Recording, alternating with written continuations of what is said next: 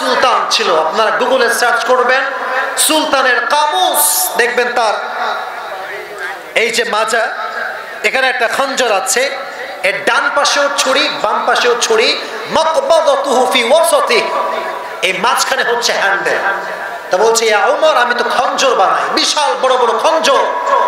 বলছে তাই নাকি? তুমি তো অনেক ধনী মানুষ ম্যান, তোমার তো ইনকাম অনেক, 6 দিরহাম তোমার জন্য কম হয়ে যায়, যাও তুমি এটাই পেমেন্ট করবা। বলছে ওমর, ও আচ্ছা, আমি তো মুসলমান না, তাই আমার বেলা তো রাগ, তাই না?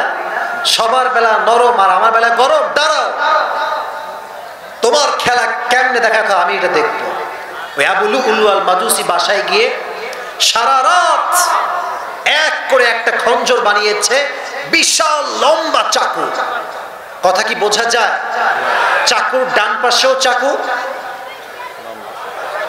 বলেন চাকুর ডান পাশেও চাকু, মাঝখানে হচ্ছে হ্যান্ডেল। মাঝখানে কি বলেন?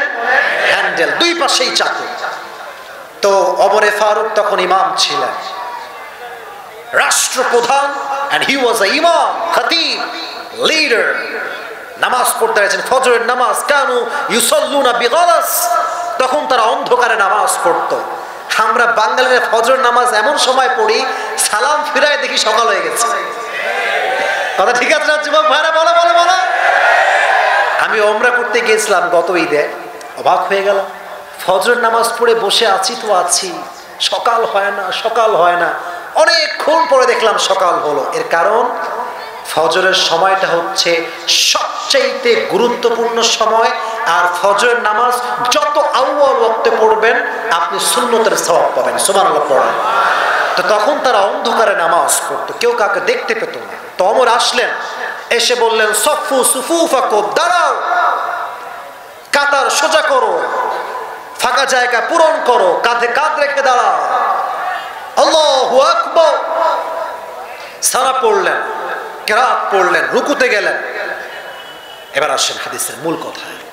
যখনই রুকুতে ওমরে ফারুক গেছে এমনি আল্লাহু আকবার, আবু লু'লু আল মাজুসি পেছনেই ছিল মুনাফিকের ছদ্মবেশে।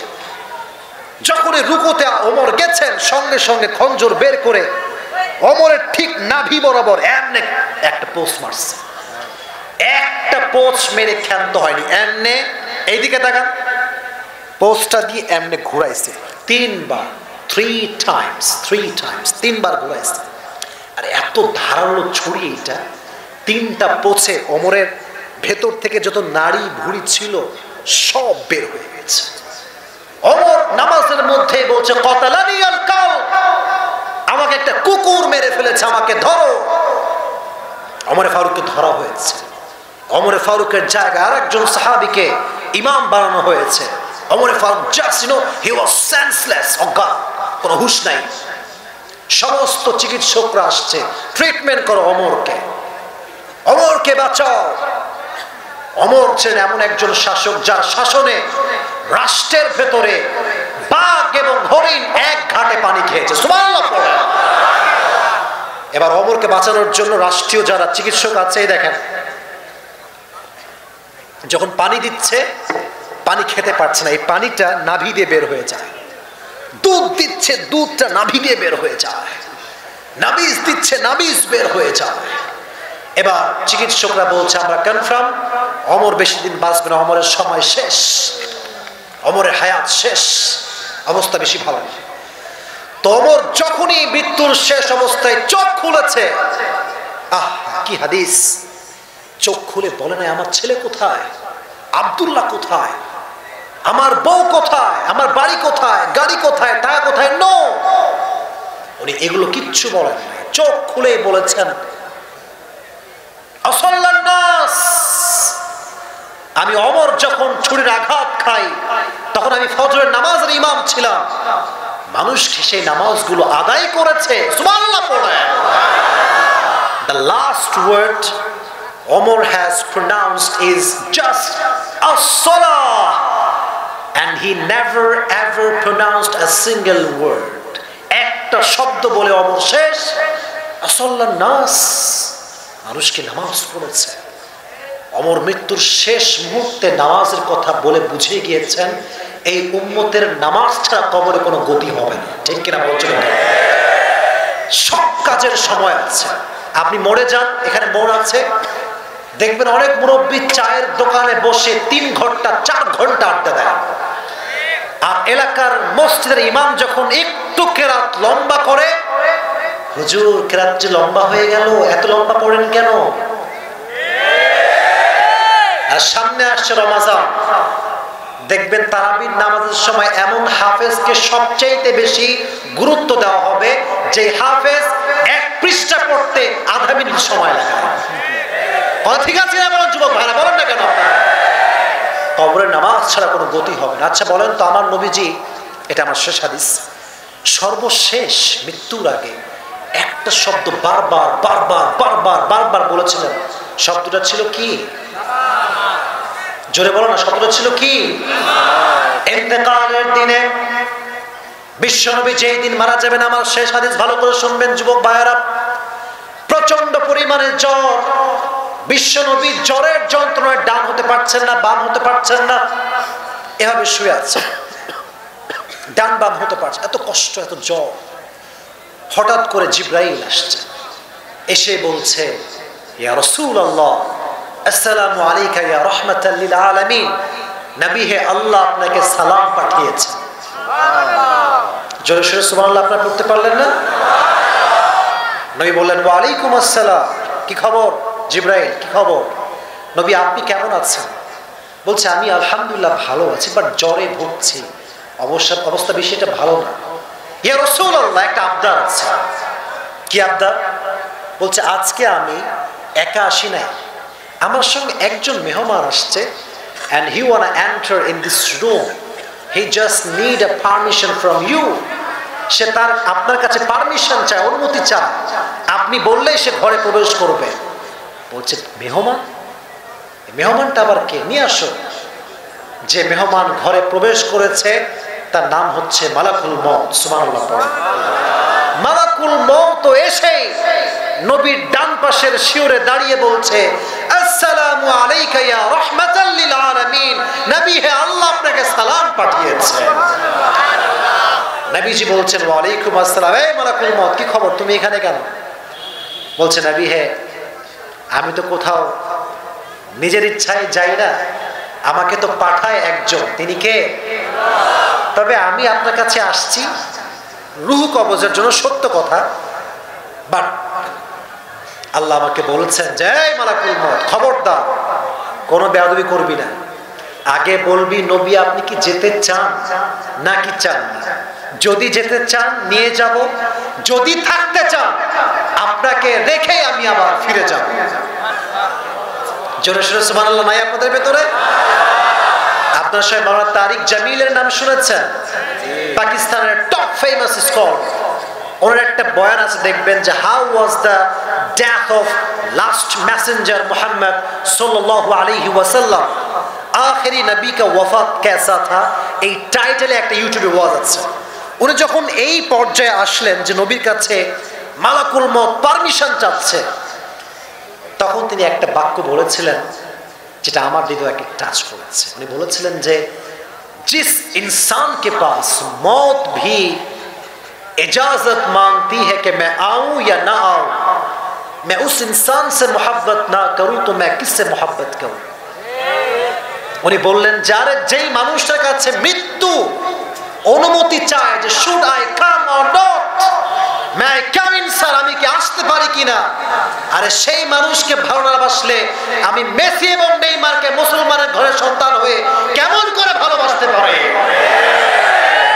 আমার ভালোবাসার জায়গা হচ্ছে বিশ্বনবী মুহাম্মদুর রাসূলুল্লাহ সাল্লাল্লাহু আলাইহি ওয়াসাল্লাম। তো দেখবেন যুবক ভাইরা, তোমরা এখন অনেক যুবক আছে, অনেকে বেস্ট ফ্রেন্ড, আমি বিশ্বনবী, আমি এমন একটা অবস্থায় আল্লাহর সঙ্গে সাক্ষাৎ করতে চাই যখন আমি বিশ্বনবীর কাছে এক টুকরো টাকা ছিল না। সুবহানাল্লাহ। আমরা যারা এসেছি বেশিরভাগ মধ্যবিত্ত পরিবারের সন্তান, গরিব ঘরের সন্তান। হাদিসে এসেছে গরিবরা বড়লোকের চাইতে 500 বছর আগে জান্নাতে প্রবেশ করবে। তাহলে আমরা যারা মধ্যবিত্ত পরিবারের সন্তান আছি, টেনশন নাই, নামাজ পড়বো বেশি, জান্নাত দিয়ে দিবে একজন। আওয়াজ দিয়ে বলেন, তিনি কে? আমরা বিশ্বনবী এখানে পড়া লাগবে না, যদি আমাকে দিয়েছে আমি রাখছি, সমস্যা নাই। বিশ্বনবী যখন আয়েশাকে বলে তুমি দান করে দাও, আয়েশা চলে গেল। এবার মালাকুল মউত এসেছে তার শিউরে রুহু কবজ করবে, এই জন্য সর্বশেষ মুহূর্তে নবীজি বললেন আসসালাত আসসালাত আসসালাত ওয়া মা মালাকাত আইমানুকুম, উম্মতেরা নামাজ ছেড়ে দিও না, নামাজ ছেড়ে দিও না, নামাজ ছেড়ে দিও না। আর তোমার যে গোলামগুলো আছে, দাস আছে, চাকুরিজীবী লোকেরা আছে, এদের সঙ্গে খারাপ ব্যবহার করো না। সুবহানাল্লাহ পড়ে। তার মানে নবীজি বোঝালেন কবরের জীবন বড্ড ভয়ঙ্কর জীবন। এই জীবনে যে নামাজি হয়ে আসবে না, তার জন্য জাহান্নামের আগুনের ফয়সালা আছে না নাই? জয় বলেন আছে না নাই? আছে না নাই? এই জন্য নাটোরের পণ্ডিত গ্রাম থেকে পুরো ওয়াজের সারাংশ হচ্ছে কবরের জীবন বড্ড ভয়ঙ্কর। যারা আমরা এখন বেঁচে আছি, whatever we have done in our past, it was nothing. Past is past. Mada ma mada laysa lahu al-qada. Jo ho gaya usko bhul jao. যা হয়ে গেছে শেষ। Now you have to come to your Lord. Start your life newly. যা হয়ে গেছে হয়ে গেছে, নতুন জীবন আজ থেকে শুরু। আর যুবক যারা আছো, this is my important message for all the young people, those who are listening me from YouTube or Facebook or from this place. একটা মেসেজ আজকে এখান থেকে গিয়ে তোমাদের যাদের গার্লফ্রেন্ড আছে, আই হোপ কারো নাই, যদি কারো থাকে একটা টেক্সট করবা। সেটা হচ্ছে যদি তুমি আমাকে সত্যি পছন্দ করো, ভালোবাসো, একটা কথা, বিয়ে ছাড়া কোনো আলগা পীড়িত হবে না। আপনার সবাই বলেন একমত? কথা কয় না একমত? আর মাথায় রাখবা, যখনই কোনো ছেলে কোনো মেয়েকে বিয়ের প্রস্তাব দেয়, কোনো মেয়ে ছেলেকে বিয়ের প্রস্তাব দেয়, কে কতটুকু ভালোবাসে এই স্পষ্ট প্রমাণ তখন হয়ে যায়। কারণ অনেক ছেলে মেয়েদের সঙ্গে বিয়ের জন্য প্রেম করে না। কিসের জন্য প্রেম করে? I don't want to say that. এটা আমি বলতে চাই না। মেয়েরা মনে রাখবেন, মাথায় রাখবেন, সব যুবকের ধান্দা কিন্তু আপনাকে বিয়ে করা নয়। অনেক যুবকের ইচ্ছা আপনার চরিত্র শেষ করবে, ইজ্জত শেষ করবে, আর বিয়ের সময় কিন্তু আপনাকে বিয়ে করবে না। এই জন্য আজকের মাহফিল থেকে আমরা শিখে গেলাম, এখান থেকে যাওয়ার পরে যে কোনো একটা, या तो शादी कर लो या तो मुझसे 100 মাইল দূর রহো। বিয়ে করলে আসো, শাদী মুবারক, না হয় তোমার 14 গোষ্ঠীর সঙ্গে আজ থেকে ব্রেকআপ। যুবকরা বলে একমত? একমত? কারণ কখন মরবো কোনো গ্যারান্টি আমাদের কাছে নাই। আজ থেকে নিয়ত নামাজি হয়ে মরবো, হারাম থেকে বেঁচে মরবো। রাজি আছেন তো ইনশাআল্লাহ? দুইজন যাবেন না, কেউ যাবেন না। এখন আমার একটা ওয়াদা ছিল, আমি কিন্তু আমার ওয়াদা ভুলি না, আমার ওয়াদা মনে আছে। এখন জাস্ট 2 মিনিটে আমার যে সময় দেওয়া ছিল, সময় শেষ। আমি খুবই দুঃখিত, রাত অনেক লং হয়ে গেছে। আমি আমার যে ওয়াজটা করেছি 2 মিনিটে সারাংশ বলছি। একজন যুবক জাস্ট দাঁড়াবা আমার বলার পরে, আমি তোমাকে প্রশ্ন করব, তুমি উত্তর দিলেই তোমার জন্য আছে পুরস্কার। রাজি আছেন তো ইনশাআল্লাহ? এবার একটা তাকবীর দেন বাঘের বাচ্চার মতো, লিল্লাহি তাকবীর। এই দুজন কয়ে যায়, ওই বাচ্চা বসো, আবার দেন লিল্লাহি তাকবীর। আচ্ছা, এবার দেখেন, টুডে আওয়ার সেন্ট্রাল থিম ওয়াজ কবর। আমাদের আজকে মূল আলোচনা বিষয় ছিল কি? বলেন না কেন, সবাই বলেন কি ছিল? আরো জোরে বলেন, ছিল কি?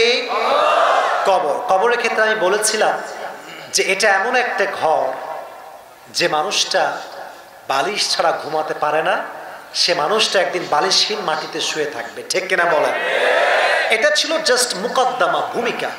মূল কথা আমি কি বলেছিলাম একটু বোঝাচ্ছি। আমি প্রথমেই বলেছিলাম জীবনের গতিতেই চলবে। যে নামাজি হবে তার সামনে মালাকুল মউত কি খারাপ চেহারায় আসবে না সুন্দর চেহারায় আসবে? সাদা জুব্বা পরে আসবে, সেই একটা কথা বলবে। একটু স্মরণ রাখলেই খুবই সহজ। এই আইয়াতুহান নাফসুল মুতমাইন্না, বের হয়ে আয়। আত্মা, সুন্দর আত্মা, নেক আত্মা, বের হয়ে আসো আল্লাহর জান্নাতের দিকে। আর বলেছিলাম নামাজি বান্দার জন্য একটা রুমাল পাঠাবে একজন, তিনি কে? এটা হচ্ছে রেশমি রুমালের কাপড়। কি রুমালের কাপড়? রেশমি। এটাকে নিয়ে আল্লাহ তাআলা আপনার রূহটাকে জান্নাতে রেখে দিবেন। 2 নাম্বার বলেছিলাম বেনামাজির মৃত্যু, তার আপনার সামনে যখন মালাকুল মউত আসবে তার চেহারা সুন্দর হবে না, কুৎসিত হবে। তার দেহের রং হবে কালো না, নীল। বলেন রং হবে কি? তার পা থাকবে জমিনে, মাথা থাকবে আসমান বরাবর, আকাশ বরাবর। তাহলে মূল মেসেজটা হচ্ছে এরকম, নামাজি বান্দার মৃত্যু হবে সুন্দর, আর বেনামাজি বান্দার মৃত্যু হবে অসুন্দর বা কষ্টদায়ক। এটা হচ্ছে প্রথম কথা। 2 নাম্বার কথা বলেছিলাম, কবরে যখন রাখা হবে কবরে কারো পরিচয় চলবে না, বাট একটা পরিচয় চলবে, ইন্না আকরামাকুম ইনদাল্লাহি আতকাকুম। The best person will be who has the fear of Lord, who is the muttaqi, who is the real mu'min, যার হৃদয়ে আল্লাহর ভয় আছে, তাকে জান্নাতি বানায় দিবে একজন। তিনি কে? এই 2 নাম্বার চ্যাপ্টারে এসে আমি বলেছিলাম ওমর ফারুকের একটা হাদিস, যেখানে একজন যুবক একজন মেয়ের কাছে ঢুকতে গিয়ে অজ্ঞান হয়ে গেছিল এবং সে একটা আয়াত পড়েছিল, ইন্নাল্লাযীনা তাকাউ ইযা মাসসাহুম তাইফুম মিনাশ শাইতান তাযাক্কারু ফাইদা হুম মুবসিরুন। এর অর্থ হচ্ছে সে আল্লাহর ভয় পড়ে গিয়েছে। ওমর ফারুক বললেন যে আল্লাহর ভয়ে মৃত্যুবরণ করে তার জন্য জান্নাত আছে কয়টা?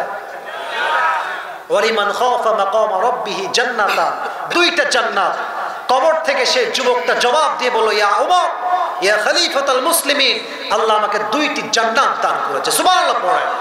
এটা আছে হায়াতে সাহাবার ভেতরে, অথবা আপনি পেয়ে যাবেন তাফসীর ইবনে কাসিরে, আপনি পেয়ে যাবেন এই ঘটনাটা। 3 নাম্বার বিষয় বলেছিলাম, কবরে মূলত প্রশ্ন 3টা হবে না, প্রশ্ন হবে মোট কয়টা? বলেন না, মোট কয়টা? প্রথম প্রশ্ন খুবই সহজ, মার রব্বুক, রবকে। 2 নাম্বার নবীকে, মুহাম্মদুর রাসূলুল্লাহ, পড়েন সাল্লাল্লাহু আলাইহি ওয়াসাল্লাম। 3 নাম্বার প্রশ্ন কি ছিল?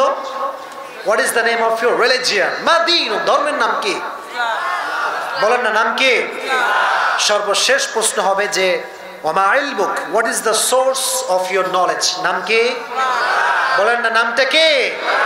বলার সঙ্গে সঙ্গে আপনার কবরে আল্লাহ তাআলা জান্নাতের ফয়সালা করবেন এবং এমন একটা ঘুম আপনাকে দেওয়া হবে যে ঘুমটা কিয়ামতের আগ পর্যন্ত আর ভাঙবে না। সুবহানাল্লাহ পড়েন। এবার আমি বলেছিলাম যে কবরে 2টা দল হবে, জান্নাতি এবং জাহান্নামী। আমি বলেছিলাম নারী এবং পুরুষ মিলিয়ে সবচাইতে মানুষ জাহান্নামে যাবে পুরুষের সংখ্যা বেশি হবে না নারীর সংখ্যা বেশি হবে? নারীর সংখ্যা বেশি হবে। আর এক হাদিসে আসছে পুরুষের সংখ্যাও বেশি হবে। আচ্ছা, এবার সহজ কথা, শেষ কথা বলেছিলাম যে নামাজিরা সবচেয়ে বেশি জান্নাতে প্রবেশ করবে, আর সবচাইতে বেশি জাহান্নামে প্রবেশ করবে কারা? বলেন না কারা কারা কারা কারা? বেনামাজি। এক্ষেত্রে আমি 2টা হাদিস বলেছিলাম, এত লম্বা করব না, শুধু এতটুকু প্রশ্ন করব। ওমরে ফারুক যখন ইন্তেকাল করবেন, মৃত্যুর শেষ মুহূর্তে উনি একটা শব্দ উচ্চারণ করেছেন, শব্দটার নাম ছিল কি? বলেন না, কিসের নামাজ? মূল কথাই হচ্ছে নামাজ। মূল কথাটা কি ভাইরা? ভাইরা বলেন বলেন বলেন। শেষ কথা, শেষ কথা, শেষ কথা। বিশ্বনবী যখন মারা যাবেন, ইন্তেকাল লাগে নবীজি একটা শব্দ বারবার repeatedly he has pronounced, and that is a সালাহ। সর্বশেষ উনি বারবার বারবার বারবার একটা ওয়ার্ড আমাদেরকে রিমাইন্ডার দিয়েছেন। ওয়ার্ডটা ছিল কি? লভস, বা শব্দের নামটা ছিল কি? নামাজ। এবার একজন যুবক সাহস করে দাঁড়াও, তোমাকে বলতে হবে না, আমি প্রশ্ন করব, তুমি জাস্ট যা স্মরণ আছে বলবা, বললে পুরস্কার। কোন যুবক আছে? দাঁড়িয়ে যাও। আচ্ছা, আপনি আছেন? কে দাঁড়াইছে আগে ভাই? আচ্ছা, ওই ছেলেটা আগে দাঁড়াইছে, একে আমি দিচ্ছি। মাইক আছে? Hand mic? Where is the hand mic? যাবে? তা তুমি এই পাশে আসো, এই যে এই পাশে আসো। যেতে পারবা?